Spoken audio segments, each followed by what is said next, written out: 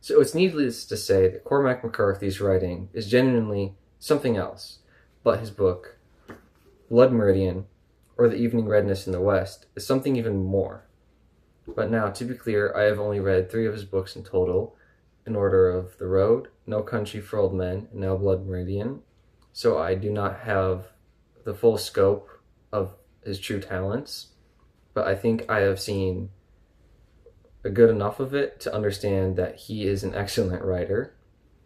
But in case if you've not read Blood Meridian or any of his other books, I'd like for you to save this video for later and start reading him, because I want you to make your own opinions yourself. And his books are a treat. You're missing out if you've not read them yet.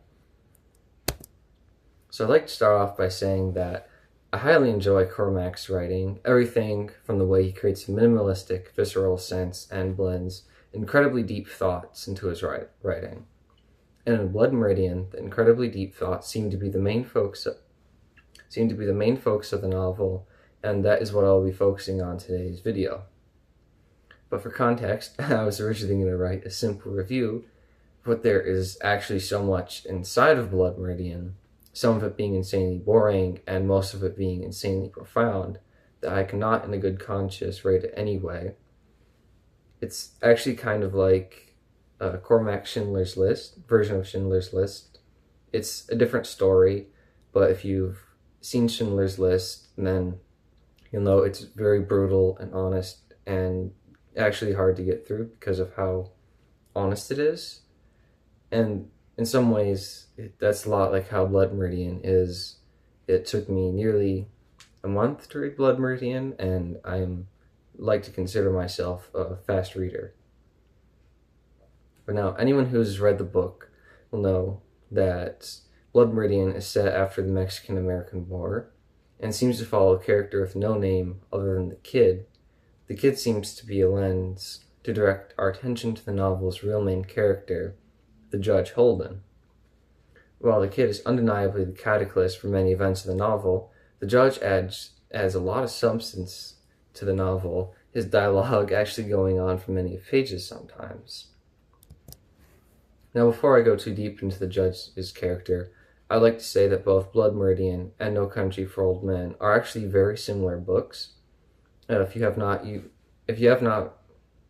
already, I suggest reading them back to back, or at least reading Blood Meridian while No Country for Old Men is still fresh in your mind.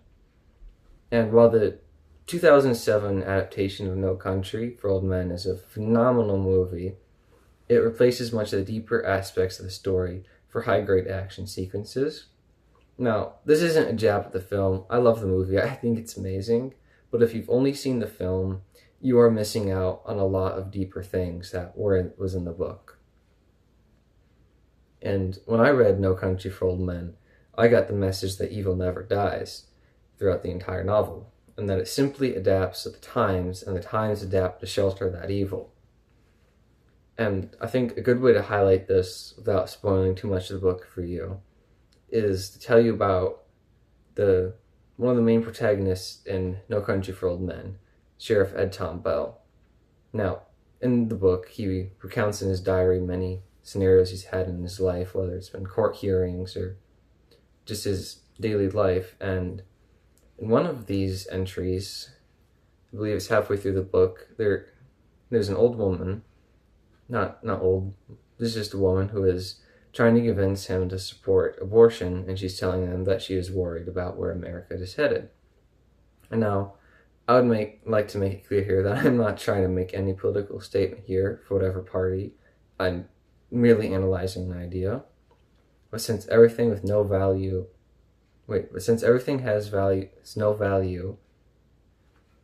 hold up, let me try that again. But since everything has no value without context, it is worth saying that the sheriff has spent practically his entire life as a police officer by the U.S. and Mexico border in Terrell, Texas.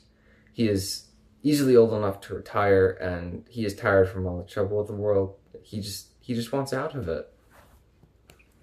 So with this woman getting under his skin about abortion, instead of arguing and fighting with her, he simply says to her, "Well, ma'am, I don't think you got any worries about the way this country's headed. The way I see it going, I don't have much doubt.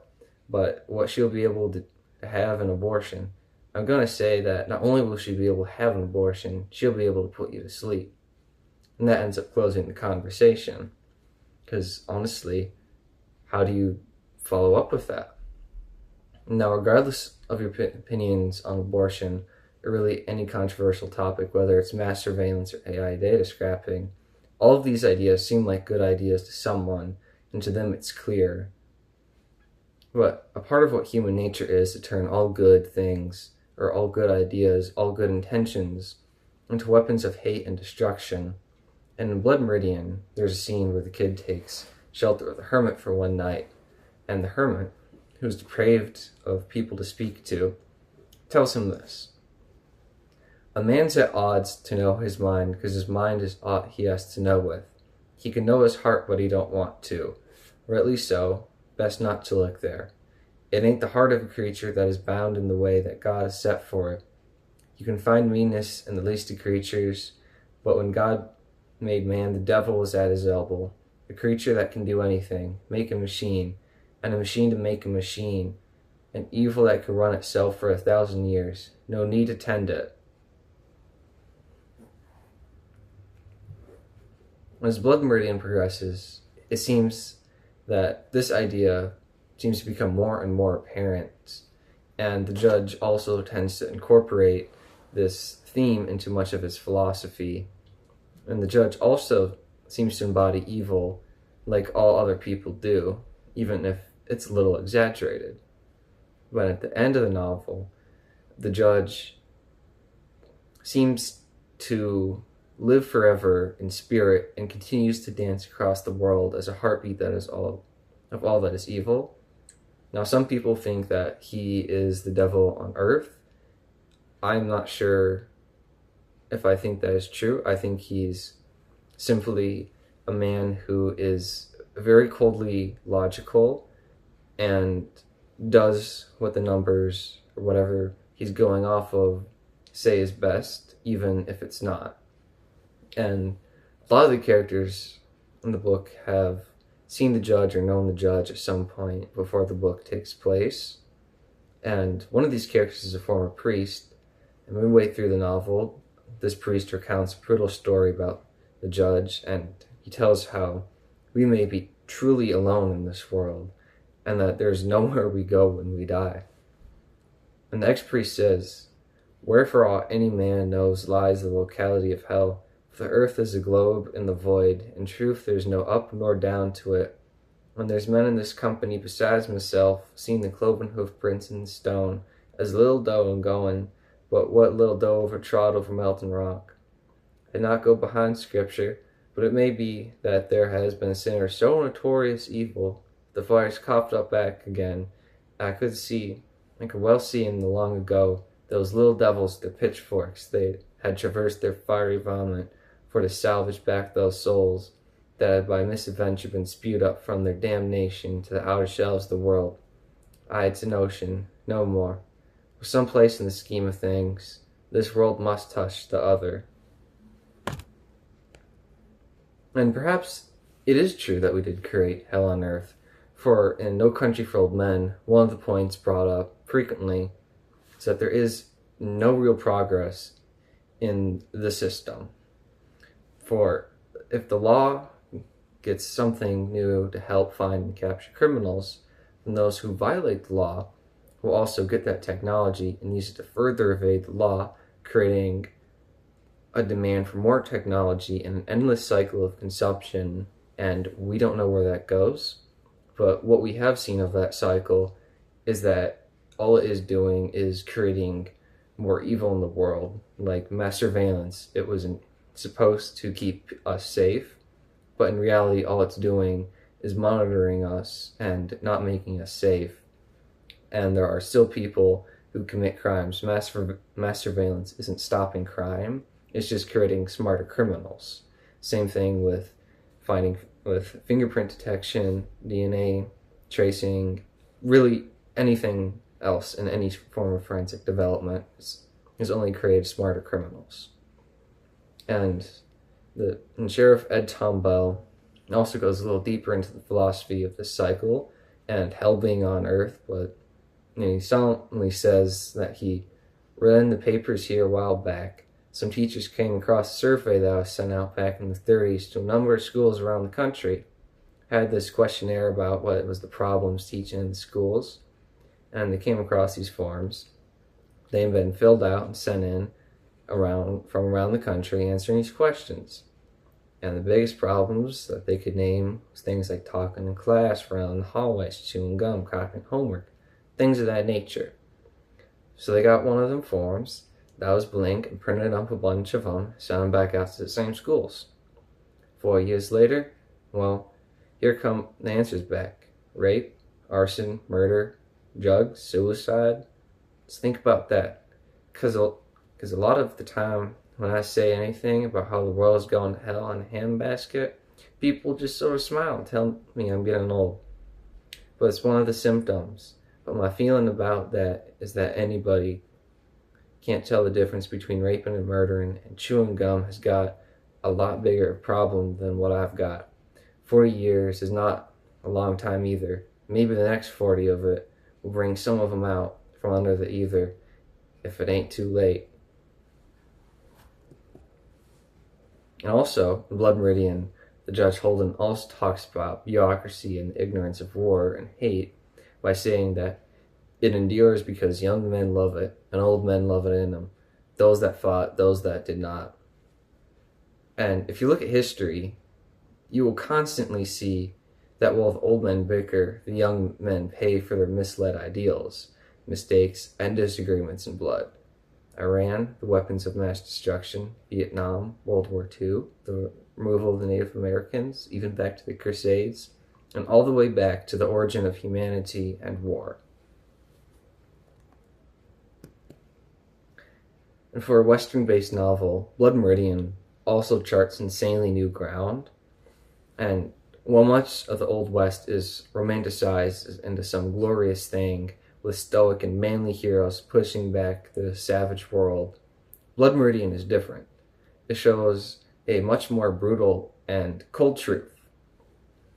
It shows how while the violence and tensions of the Western Front benefited one society, it only left death in its wake, leaving the bones of bison to cover the land, forcing many into defense against the invaders of their home, while also being painted the villain.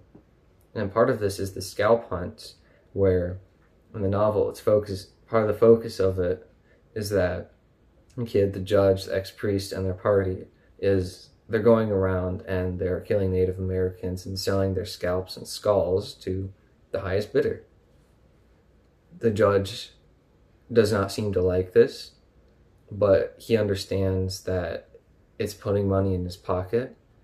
But he's also telling other people that when this is all over, they're not going to be the heroes anymore. They're just going to be the villains. And this really shows that while the violence and tension... Oh, I already said that, my bad. And then part of this is that the Yumas in the novel, they were kind of just existing peacefully for a while until the kid provoked them, and the rest of his raiding party filed in after him. There was a big fight, lots of lives lost. In the end, the kid ended up getting captured. The judge came to him, who was free, and said, you simply told him that the kid was in the wrong. He may have been doing something he thought right, but he will look back on it and see that it was wrong. And I think this really gets to the kid, because later in the novel, the kid does seem to have given up his heated nature, and he's kind of taken up the cold nature of the judge. And it becomes apparent when he is speaking to several orphans who seek to turn the minerals of the world into whales, even when they cannot comprehend the ocean. Most of the novel is set in an old time period in the late 1850s and into the 1870s. Some of it is undeniably racist and made me feel quite uncomfortable in a few moments.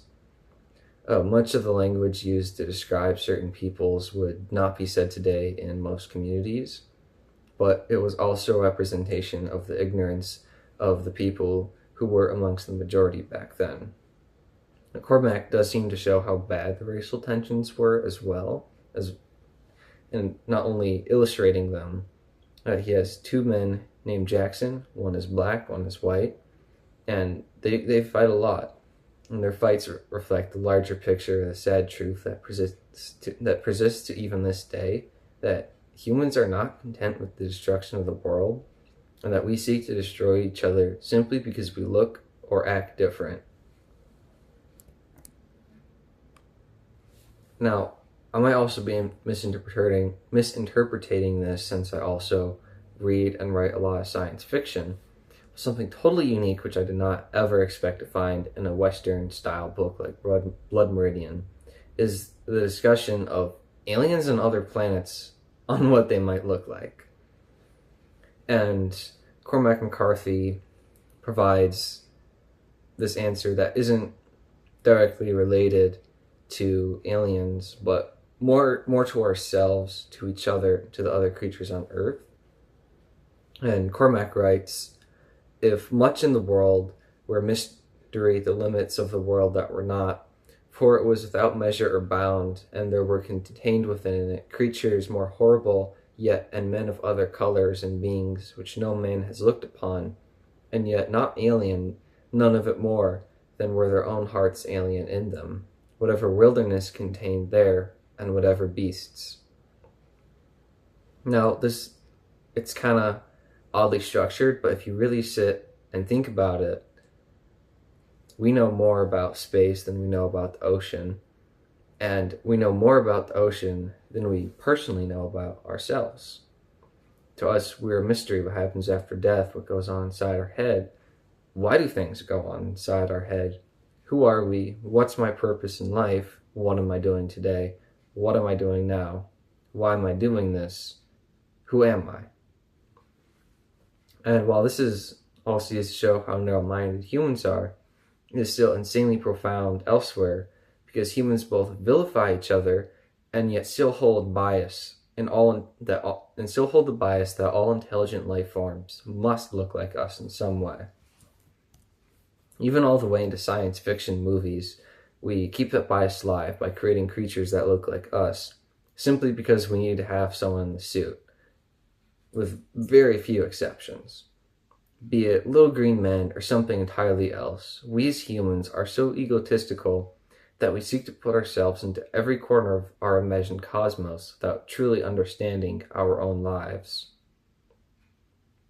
In short, we are a blind society who keeps sticking to the same destructive patterns because it is easy, and because it benefits people to destroy the world, and while those people will not live forever to destroy, their mentality and their legacy will live past their bodies, and their destruction will continue. It is a slippery and steep slope to damnation, and it is fun to enjoy the way down, but you gain no real strength from the ease of sin, because the only way to be strong is to learn to climb up that slope, away from evil, and to take pleasure in knowing that you are on the right path, even if the path is often difficult with the weight of the world pulling you back. But if enough people choose to care for another and climb up the slope instead of riding down it, then we may create a world where evil is not a growing constant. And all it starts with is one person deciding to be strong and knowing that they don't want to go down with everyone else. Because people will inevitably follow who is strongest, and if the strong are righteous, then one will become two, and two will become four, and four will then grow into a society from there. And when a strong, noble society has been grown, then hell may truly be beneath us, instead of with us.